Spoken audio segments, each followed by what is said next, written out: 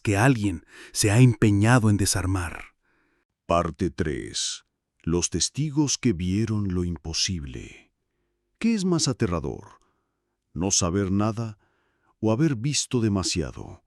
Los archivos borrados nos dejan en la oscuridad, pero hay quienes nunca pudieron olvidar lo que presenciaron.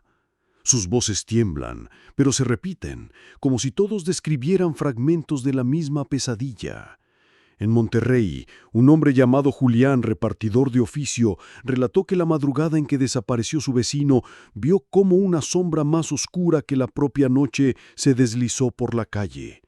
Dijo que no caminaba, flotaba, y que dentro de esa sombra se distinguía una figura humana luchando por salir.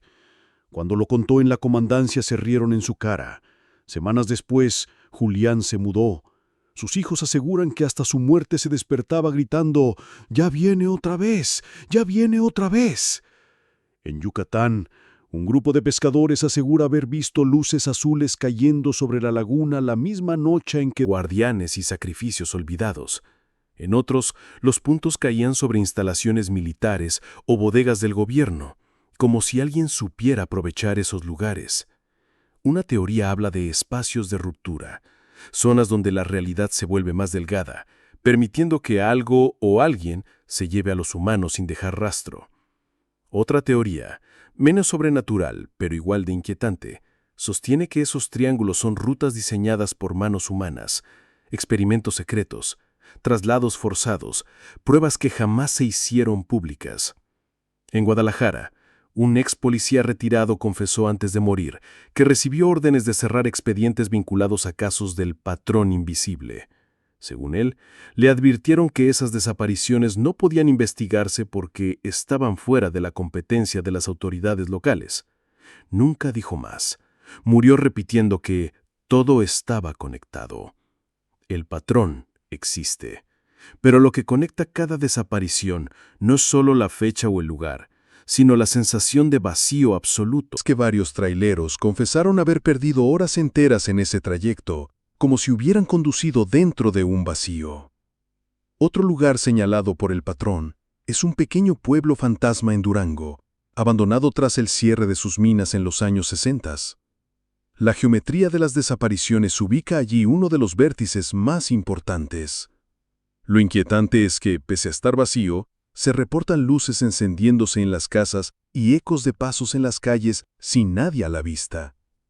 Algunos creen que quienes desaparecieron en siglos pasados siguen allí, atrapados en una dimensión paralela. El tercer punto marcado se encuentra en la costa de Guerrero, en una playa olvidada donde pescadores han denunciado durante años la aparición de luces rojas sobre el mar. Varios aseguran que los peces huyen de la zona y que las redes salen vacías, como si nada pudiera vivir bajo esas aguas. La última vez que alguien acampó allí, en 2007, 3 jóvenes fueron reportados como desaparecidos. Nunca se encontraron sus cuerpos. Madrugada, y la voz al otro lado fuera la de alguien que desapareció hace décadas. ¿Un fraude cruel? ¿Un mal sueño? ¿O la prueba de que los desaparecidos no se fueron del todo? En Veracruz, la madre de Mariela Gutiérrez, la estudiante perdida en 1993, recibió en 2005 una llamada extraña. El número era desconocido, con prefijo extranjero. Al contestar, escuchó la voz de su hija repitiendo una sola frase: «Mamá, estoy aquí, pero no me dejan salir». Luego, estática. Los peritos aseguraron que la grabación era imposible de falsificar con la tecnología de entonces. La policía archivó el caso como llamada anónima. La madre murió convencida de que su hija seguía viva, atrapada en algún lugar sin nombre. En Durango, un campesino que perdió a su hermano en los años 70 encontró un cuaderno enterrado en su parcela. Las hojas estaban enmohecidas, pero la caligrafía era la de su hermano.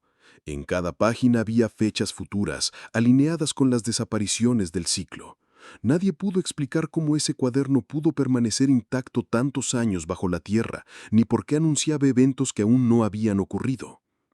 En Guerrero, una familia relató que cada aniversario de la desaparición de sus 3 hijos, la radio vieja de la cocina se encendía sola. No transmitía música ni noticias, solo una voz débil que decía sus nombres uno por uno. Grabaron esas transmisiones, pero cada vez que intentaron reproducirlas en otro lugar, los archivos digitales aparecían corruptos. Solo en esa cocina, frente a esa radio, podía escucharse el mensaje. En que dabas por perdido tocara de nuevo a tu puerta, pero ya no fuera la misma persona. En Jalisco, la historia de los hermanos Luna tomó un giro imposible. Décadas después de desaparecer, con su bicicleta y los panes aún calientes, un hombre apareció en el pueblo asegurando ser uno de ellos. La gente lo reconoció por una cicatriz en la ceja, idéntica a la del menor. Pero había algo extraño. Decía que solo habían pasado unas horas, que aún debía entregar el pedido. Para él era 1998. Para todos los demás, 2021. Su cuerpo parecía envejecido de golpe, como si hubiera vivido esos años en la nada. Murió a los pocos días, desorientado, repitiendo, «El pan todavía está caliente». En Oaxaca, una mujer llamada Teresa fue encontrada caminando sola por un camino rural en 2003. Había desaparecido en 1979, cuando tenía 17 años. Lo desconcertante era que lucía igual de joven que en la foto de su ficha de búsqueda. No recordaba haber pasado más de un día fuera de casa. Lo único que decía era que estuvo en una sala llena de voces que no se veían. Los médicos la examinaron.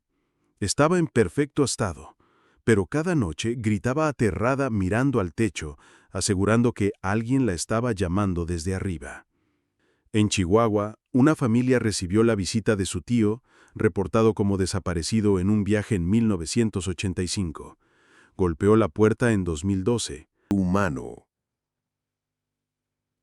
En la sierra de Chiapas, chamanes tzotziles realizaron rituales ancestrales para cerrar los pliegues de la realidad. Quemaron copal, enterraron ofrendas y caminaron descalzos en círculos, cantando durante noches enteras. La comunidad juraba que habían logrado sellar un portal en un cruce de caminos. Pero semanas después, los chamanes comenzaron a morir de formas inexplicables. Cuerpos hallados sin señales de violencia, con expresiones de terror absoluto. El más anciano alcanzó a susurrar antes de morir. El pliegue nunca se cerró, solo cambió de lugar. En Monterrey, un equipo de científicos universitarios trató de analizar las desapariciones desde un enfoque racional. Colocaron sensores electromagnéticos en los puntos señalados por el patrón invisible. Lo que registraron fue alarmante. Descargas súbitas de energía, como si algo... Medianoche, lo más perturbador ocurrió cuando un compañero desapareció durante la guardia. A la mañana siguiente, apareció de nuevo, dentro de una de las casas tapiadas, desorientado, con la piel cubierta de marcas como de quemaduras. Murió 3 días después, sin pronunciar palabra. En la Ciudad de México, un funcionario jubilado del Archivo Nacional habló bajo anonimato. No se destruyen expedientes, se trasladan. Van a un edificio donde nadie puede entrar. Ahí guardan carpetas de desaparecidos que oficialmente nunca existieron. Yo mismo vi un legajo con fotos de personas tomadas después de su desaparición como si hubieran estado en otro lugar y alguien los hubiera fotografiado antes de devolverlos.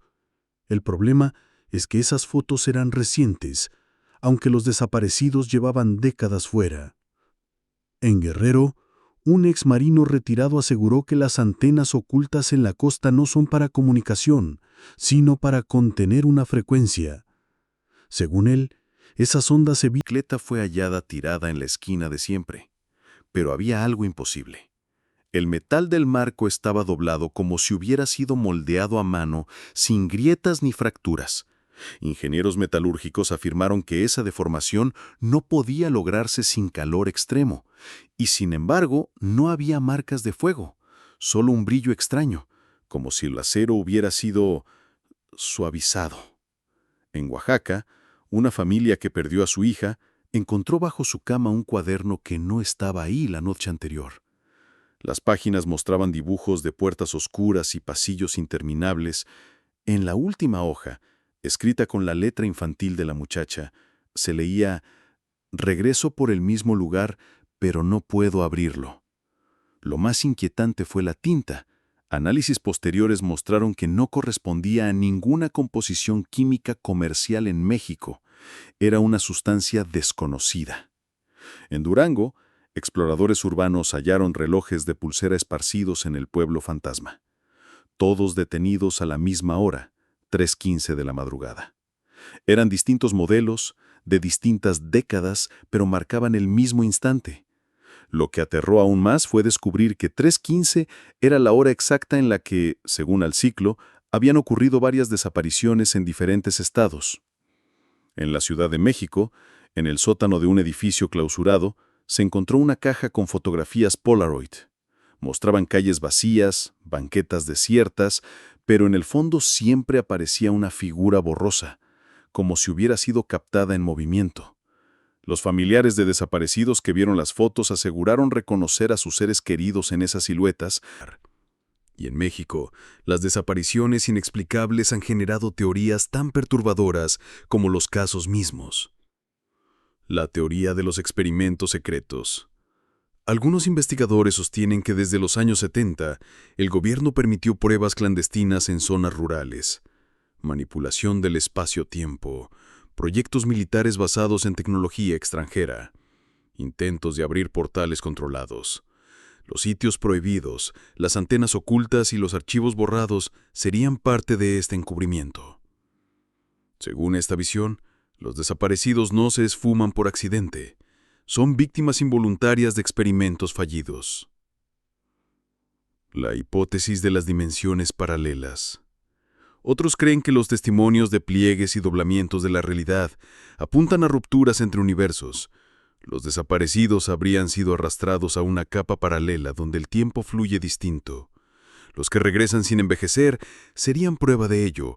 Los objetos imposibles, relojes detenidos, fotos deformadas, serían restos de esos cruces. El problema es que nadie ha logrado abrir un portal voluntariamente.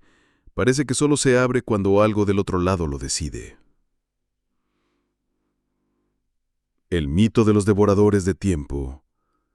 Inspirada en leyendas prehispánicas, esta teoría afirma que existen entidades que se alimentan de la energía vital de los humanos.